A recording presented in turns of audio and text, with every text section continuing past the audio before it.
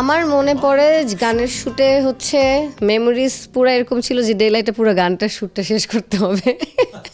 এখানে আমার পুরাপুরি মনে পড়ে যে আমাকে খালি নিধি বারবার এসে বলছে, দোস্ত এই এক্সপ্রেশনটা একটু, এটা কিন্তু এটা একটু করবি, এটা করবি, ঠিক আছে।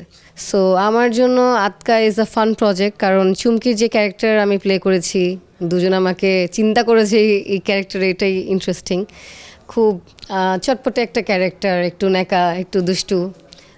সো আমি মজা পেয়েছি ক্যারেক্টারটা করার সময়, অ্যান্ড প্লাস গল্পটা আমার মনে হয়েছে যে এটাও একটা ফ্যামিলি গল্প, ইমোশনস আছে, কমেডি আছে।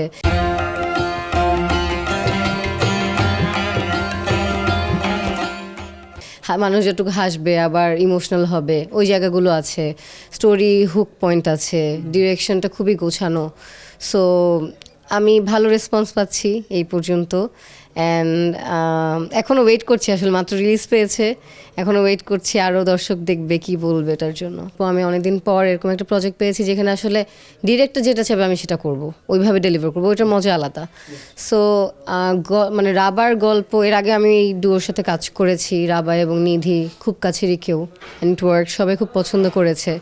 অ্যান্ড আতকার জন্য আমি খুব এক্সাইটেড তো ছিলাম, আমি খুব ওয়েট করছিলাম যেটা আমি আসলে কবে শুটিংয়ে যাব, কারণ হচ্ছে আমি নডরাই বা সিনেমা যা যা করেছি খুব কম কাজ করেছি যেখানে আমি আসলে ডিরেক্টরের ডিরেকশন নিয়ে কাজ করতে পারি, এবং থাকে না এটা পুরো ডিরেক্টরই প্লে করেছে ব্যাপারটা, কোন আর্টিস্ট কতটুকু এক্সপ্রেশন দিবে, কতটুকু কিভাবে অ্যাক্টিংটা করবে, এই ক্যারেক্টার প্লে করবে, ওইটা আসলে এই প্রজেক্টগুলোতে দেখা যায় যে ওদের প্ল্যানিং হয়।